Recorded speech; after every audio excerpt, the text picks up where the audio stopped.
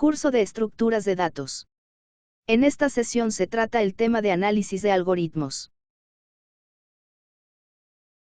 Antes de abordar el análisis de algoritmos, es conveniente revisar de manera general el proceso de desarrollo de un sistema. Cuando se va a resolver un problema, mediante una computadora, se requiere escribir un programa, y de su posterior ejecución. Diseñar programas útiles y eficientes es un proceso creativo. Existen diversos modelos, que establecen los pasos a seguir, para el desarrollo de sistemas. A continuación, se esboza un modelo que define el proceso, que se sigue para diseñar un software, desde la concepción de la idea hasta la entrega del sistema. El paso número 1, se llama, análisis del problema. Esta fase requiere una clara definición del problema a tratar, que contemple exactamente lo que debe hacer el programa, y cuál es el resultado deseado. Para poder definir bien un problema, es conveniente responder a las siguientes preguntas. ¿Qué cantidad y tipo de datos de entrada se requieren? ¿Qué cantidad y tipo de salidas se desean? ¿Qué métodos producen la salida deseada?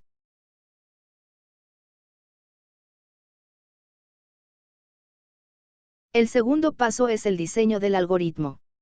En esta etapa se define la forma como debe funcionar el programa, para realizar la tarea solicitada. Es decir, aquí se define el algoritmo. El tercer paso es la codificación del programa. Es decir, aquí se traduce el modelo matemático a un lenguaje de programación apropiado. El paso número 4 es la compilación y ejecución del programa.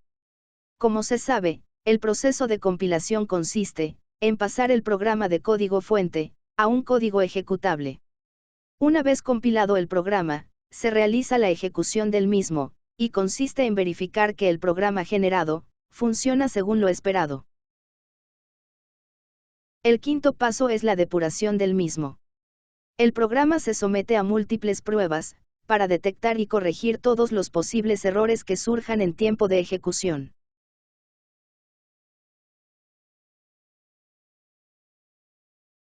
Una vez depurado el programa, se procede con el sexto paso, que es hacer la documentación del mismo. Hay dos tipos de documentación, la interna, que comprende a todos los comentarios, que se ponen dentro del mismo programa. Y la documentación externa, la cual es más formal y va dirigida a todos los usuarios del sistema. Y comprende todo un conjunto de manuales, para el programador, del usuario, de instalación, y cualquier otro que se requiera. El paso final es la entrega del producto terminado, y el mantenimiento del programa en el tiempo. Consiste un seguimiento desde la puesta en marcha del sistema, la realización de posibles actualizaciones ocasionales, hasta el final de su vida útil.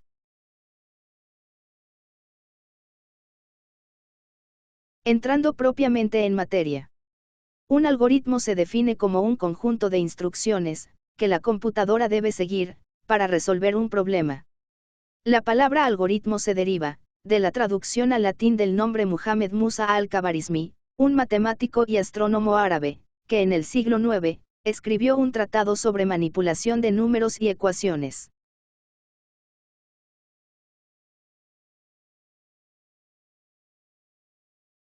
Un algoritmo debe tener las siguientes características.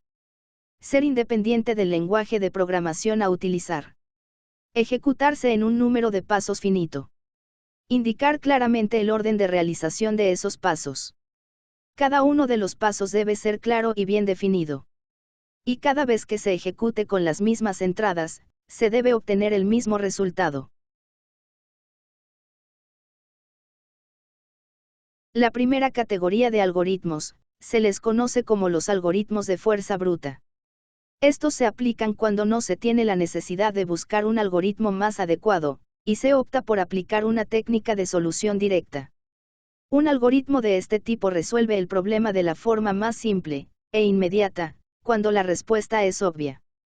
Suelen ser fáciles de implementar, y resultan eficientes para problemas sencillos, donde el tiempo de ejecución no es un problema. Pero esta solución ya no es recomendable, cuando su ejecución tarda demasiado tiempo, en el caso de problemas complejos, que requieren de una solución más sofisticada. Una categoría interesante de algoritmos, la forman los algoritmos voraces. Estos algoritmos toman a cada paso, la mejor decisión posible, con los datos con que cuentan en ese momento. Son optimistas por naturaleza, ya que funcionan con la expectativa, de que siempre avanzan en la dirección correcta, hacia la solución óptima. Sin embargo, como descartan al resto de las alternativas, puede ocurrir que en realidad, no se alcance la solución óptima. En ciertos problemas, es posible aplicar técnicas complementarias, para verificar que la decisión tomada en cada paso es la correcta, y por lo tanto, permite alcanzar la solución óptima.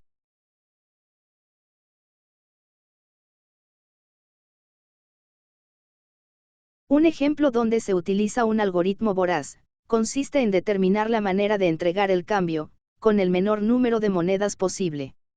De acuerdo con este criterio, se debe elegir a cada paso, la moneda de mayor denominación posible, hasta completar la cantidad a pagar.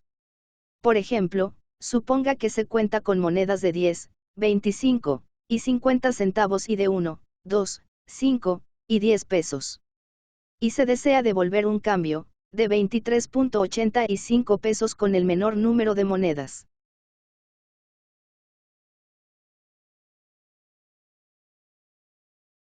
De acuerdo con este algoritmo, se elige siempre la moneda de mayor denominación posible.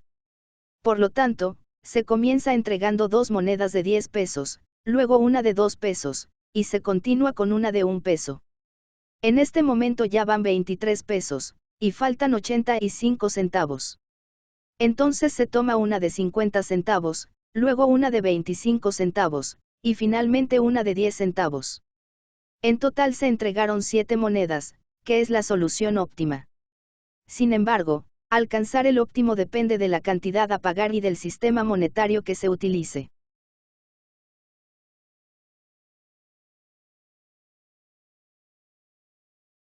Otra categoría de algoritmos, son los denominados algoritmo de vuelta atrás, o backtracking, cuya estrategia consiste en tomar una decisión analizando todas las opciones disponibles en cada paso, realizando una búsqueda en profundidad en un árbol de decisiones.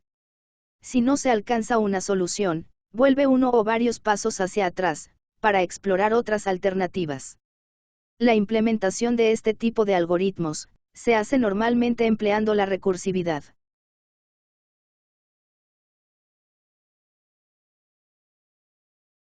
Para no tener que explorar todas las posibles soluciones, se determina cuáles búsquedas son innecesarias, realizando podas en el árbol de decisiones, y descartando aquellas ramas que no interesan, por lo tanto, se va ganando eficiencia.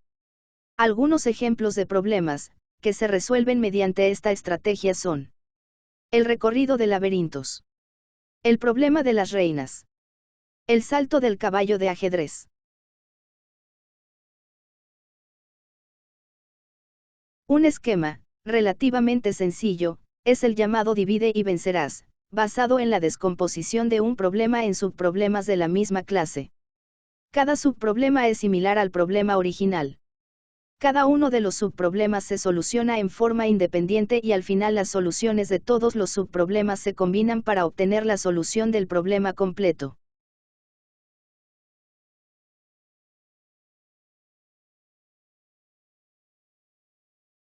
La programación dinámica es otra estrategia, que inicia mediante la descomposición en pequeños subproblemas, que se resuelven por separado.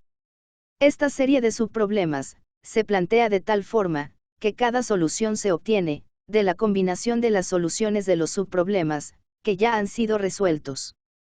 La decisión en una etapa se toma, tras considerar las soluciones de otras etapas más simples. Todas las soluciones intermedias se registran en una tabla, para evitar duplicidades. Un ejemplo de aplicación de esta técnica, es el algoritmo de Dijkstra.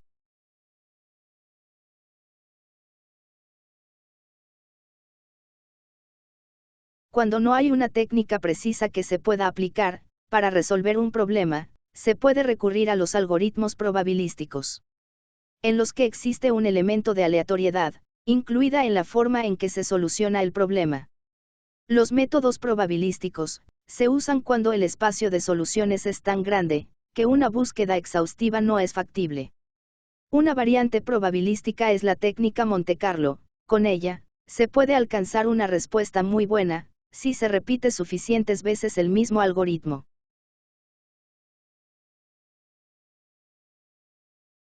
Por último, hay que considerar que existen métodos informales, de diseño de algoritmos que sirven en casos específicos en los que no se conoce algoritmos formales.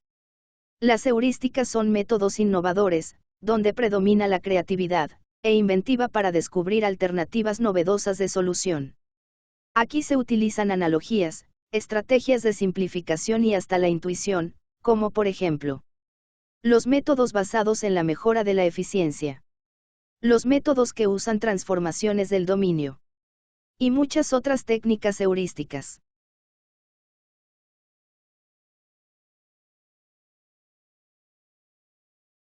En ocasiones es posible utilizar dos o más algoritmos para resolver un problema. El dilema está en identificar cuál de estos algoritmos es el más eficiente.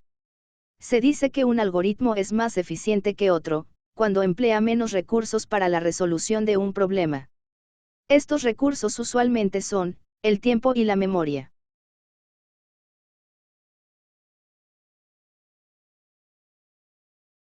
Un algoritmo debe ser independiente de los factores externos, tales como las características del equipo en donde se va a ejecutar, el lenguaje que se desea emplear, la habilidad del programador, etc. Para medir la eficiencia de un algoritmo, solamente se consideran los factores internos. El principal objetivo al elegir un algoritmo suele ser que la ejecución se realice en el menor tiempo posible.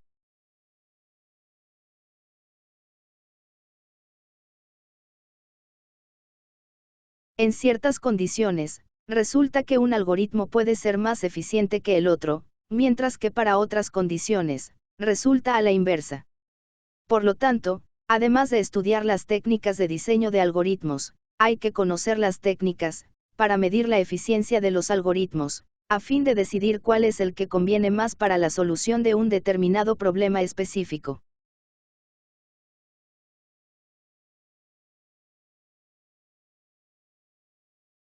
La forma más usual, para estimar el tiempo de ejecución de un algoritmo, consiste en contar las instrucciones que se ejecutan a lo largo del programa. Se deben hacer las comparaciones en tres marcos de referencia distintos. El caso más favorable. El caso menos favorable. Un caso promedio.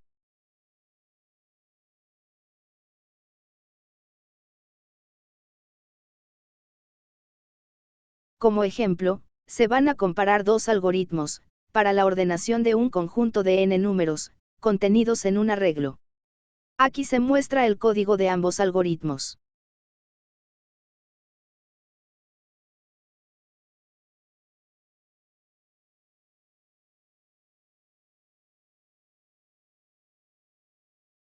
Para medir su eficiencia, se cuentan los pasos requeridos, para ordenar un determinado conjunto de datos, con cada uno de ellos, y comparar los resultados obtenidos.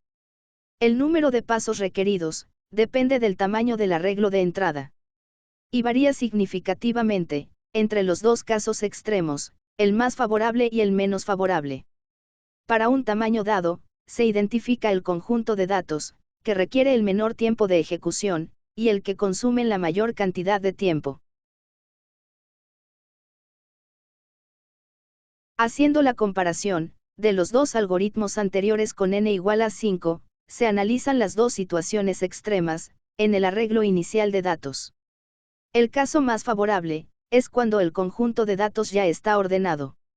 Para este caso, el algoritmo 1 requiere 12 pasos. Mientras que el algoritmo 2 requiere 22 pasos. En el otro extremo, el caso más desfavorable es cuando el conjunto de datos se encuentra en el orden inverso. El algoritmo 1 requiere 70 pasos. Pero el algoritmo 2 requiere solo 32 pasos. A continuación, se realiza una comparación más general, de ambos algoritmos, obteniendo una fórmula para calcular el número de pasos para arreglos de tamaño n. Para el caso más favorable se tiene que el algoritmo 1 requiere 2n más 2 pasos. Y el algoritmo 2 requiere n al cuadrado menos 1 pasos. Para resolver el caso más desfavorable se tiene que el algoritmo 1 requiere 3n al cuadrado menos n más 2 pasos. El algoritmo 2 requiere 3n al cuadrado entre 2 menos n entre 2 menos 1 pasos. Para facilitar la comparación de ambos algoritmos, se graficaron estas fórmulas, para diferentes valores de n. Estos resultados se ilustran en las siguientes figuras. Se deja al alumno que saque sus propias conclusiones. Es evidente que el número de pasos necesarios para ordenar a un conjunto de datos cualquiera se encuentra en algún punto intermedio entre ambos casos extremos. Para el cálculo del caso promedio, se requiere del manejo de probabilidades. Estas estimaciones son relativas, no se hace distinción sobre los tipos de datos que se van a ordenar, y se basa en la suposición de que todas las instrucciones consumen el mismo tiempo para ejecutarse. A pesar de estas limitaciones, permiten elegir la opción más conveniente. Para la estimación del tiempo, se suele asumir que las operaciones de entrada y salida, así como las operaciones aritméticas y lógicas, consumen una unidad de tiempo. Esa unidad de tiempo es arbitraria, y no corresponde a ningún valor real de medición del tiempo. En el caso de un for, se multiplica el número de instrucciones, de que consta el bloque, por el número de veces que se ejecuta. Si este número es variable se establecen límites superior e inferior. Para las sentencias if y case, se calcula el tiempo de ejecución, del caso más largo, y el del caso más corto, de las distintas opciones, con el fin de determinar las cotas inferior y superior. En el caso de un ciclo while, también se deberán determinar las cotas inferior y superior de las veces que se ejecuta, y multiplicar por el número de instrucciones que contiene. En el caso de llamadas a procedimientos y funciones, hay que estimar los tiempos de ejecución requeridos en cada llamada. El proceso de diseñar un algoritmo no puede automatizarse, es decir, no existe un algoritmo para diseñar algoritmos.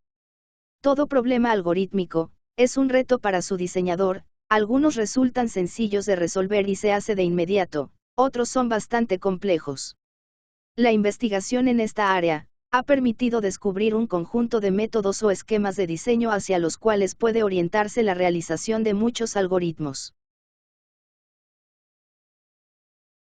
Idear un algoritmo es una labor creativa donde los conocimientos y la experiencia del propio diseñador tiene un papel fundamental.